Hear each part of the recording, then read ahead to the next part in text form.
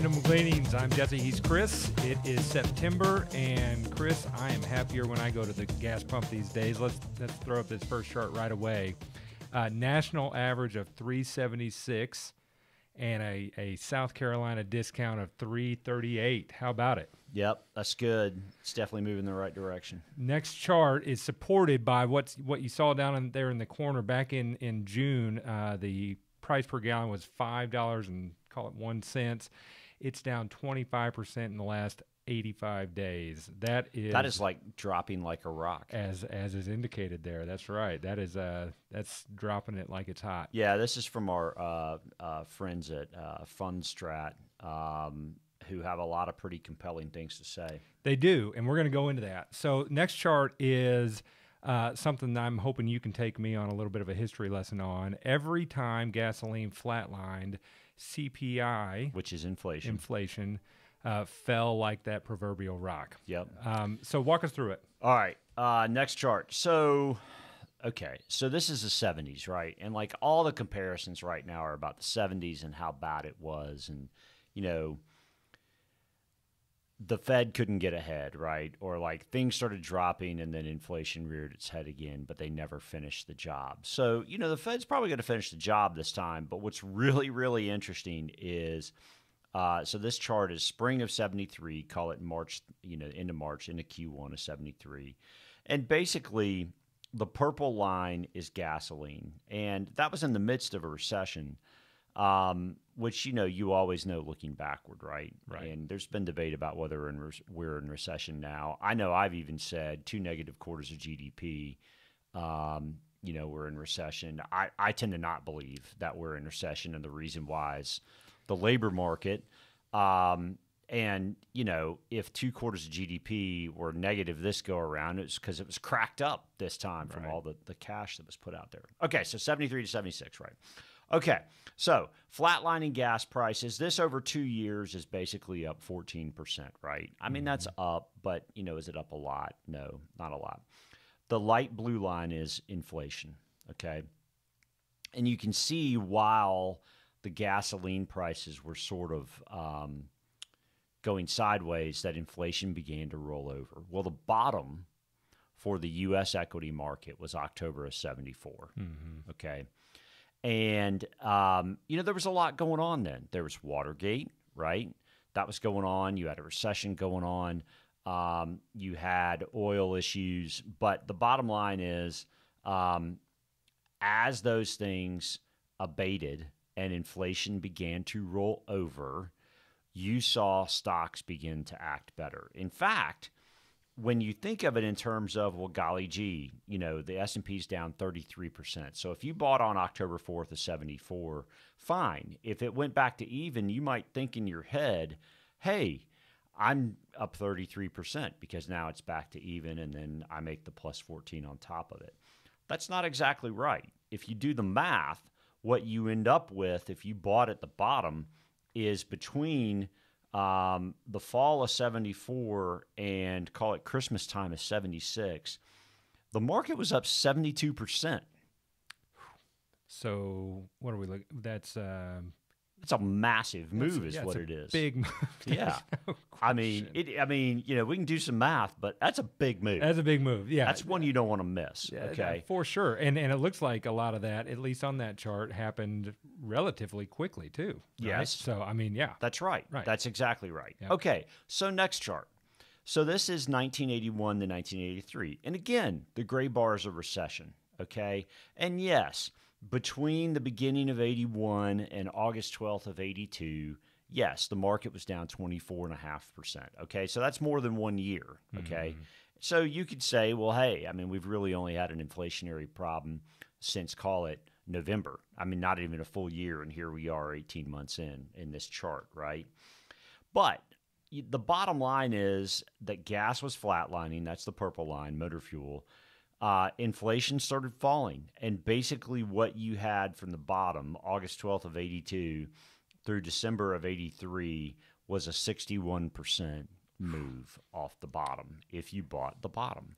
So at the end of the day, I think we really need to be giving some credence to the notion that if inflation does roll over, I mean, again, with gas kind of as an indicator Yeah. of a possible reason why we could get more positive about inflation rolling over. Right. Yeah. I mean, that's the only other caveat I'll make about both these time periods is that valuations were lower That's than fair. they are today. You've said that before. Yeah. So, are those returns somehow emblematic of what would happen if inflation rolls over this time? We don't have any way of knowing that, right? And yes, valuations are higher, so that would imply that the upside may be lower. But still, if there's upside, don't we at least want to be cognizant and thinking about that? In fact, next chart, this is March 31st of 22 to present. And the reason I pulled March was because basically gas and inflation since March are flat. That's 5.5, 6 months, okay?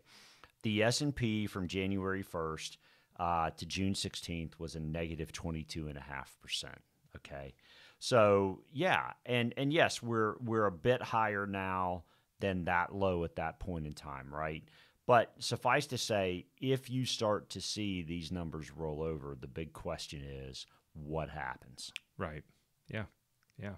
So is gas maybe the only thing that we're seeing that could be bringing down inflation, or I think you found some other evidence out there? Yeah, so if you look at the Institute of Supply Management's manufacturing information, you're starting to see some inflationary pressures, according to our friends at Bespoke, in full retreat, okay? So what does that look like? Well, again, back to our friends at Fundstrat, next chart, ISM manufacturing prices paid. Okay, so the circles in red are May of 2022. And what they say down at the bottom of that chart is basically 70% of those surveyed in that manufacturing survey said they were paying higher prices. So just ABC company buying widgets back in May said the widgets are more expensive. 70% of them said the widgets are more expensive. Only 5% of them said they were cheaper. Okay, yep. So now we get to August of this year. 31% are still saying they're more expensive, but that's lower than 70%. In other words, moving in the right direction. Yeah, it's moving in the right direction. Yeah. And look at those who said they're paying lower prices for the widgets. We've gone from 5% to 27% saying they're paying lower prices.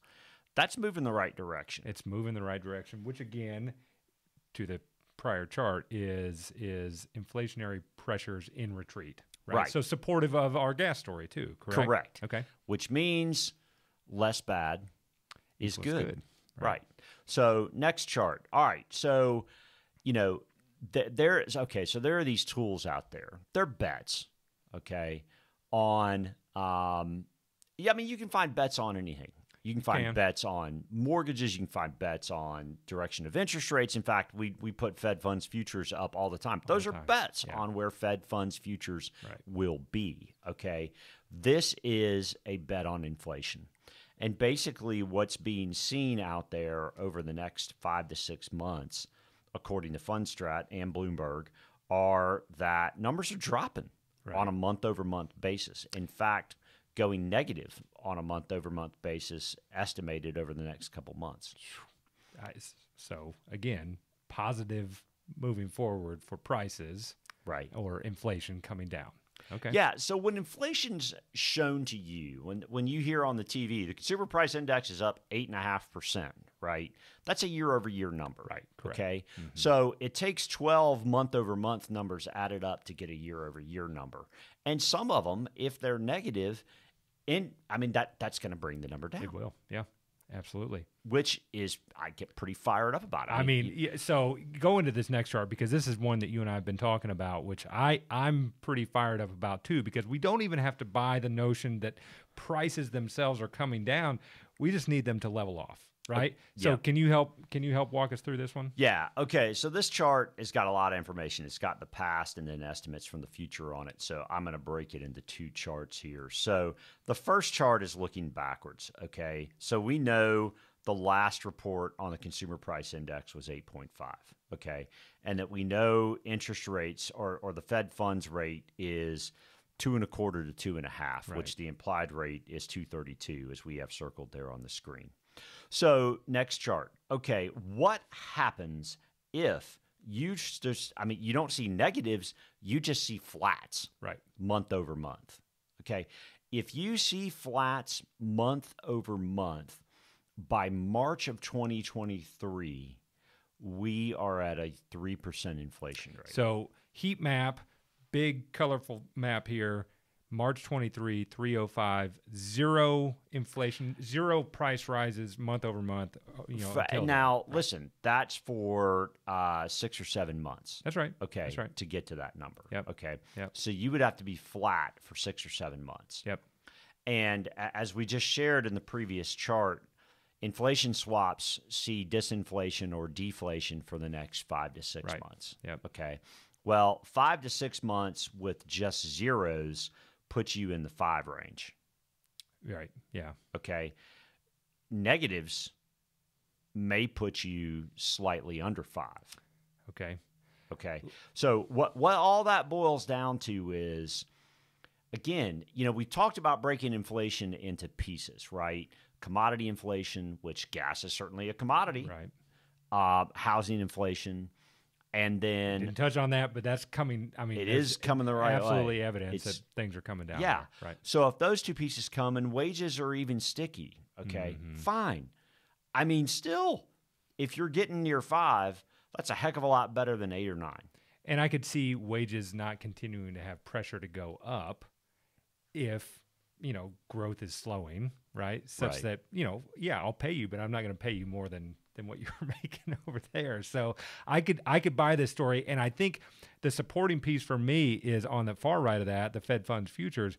We have talked about, I think Stanley Druckenmiller said, anytime inflation has gone above 5%, it's never come back down without the Fed getting over without CPI. The Fed getting over CPI. So based on this, you can see a path with no cost rise month over month through March of 23 that you hit that mark, right? Right. I that's pretty compelling.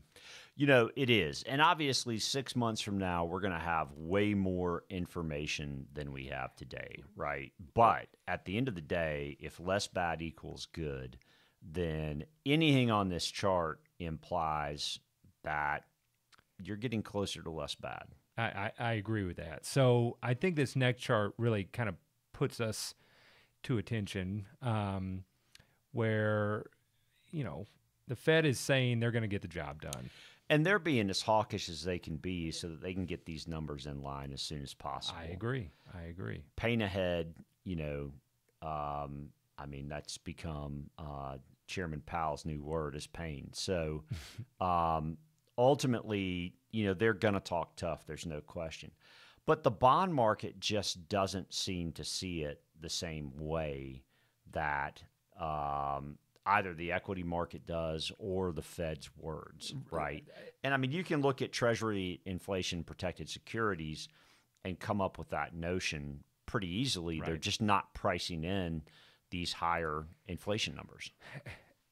It's been said for a millennia that the bond market is smarter than the stock market, right? And so this year has been difficult for bonds, but at the same time, the predictive power of bonds is still in place, or at least, one would expect that it's still got some intelligence. And so I think the question we're asking ourselves is, are the investors that seem so negative, have we reached some sort of capitulation? Yeah, where we need to be saying how this is going to work itself out. Right. Okay. So I found a really good link for all firms research, and there's this linear line being drawn to how earnings are going to drop, and therefore there's no way that the market doesn't go materially lower from right here.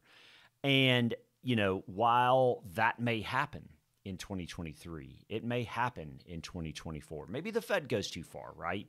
That doesn't mean it has to necessarily happen in the next 6 months, which we as investors care about the next 6 months, probably before we care about, the subsequent 6 months, I think right? That's fair. Yeah. Okay. So this is a quote from our friend Nick Colas at Data Trick, and I thought this was such a brilliant nugget.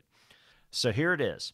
Deteriorating labor market conditions, meaning initial unemployment claims, generally precede, meaning start going up, before declines in corporate profits do. Okay, so let's unpack that.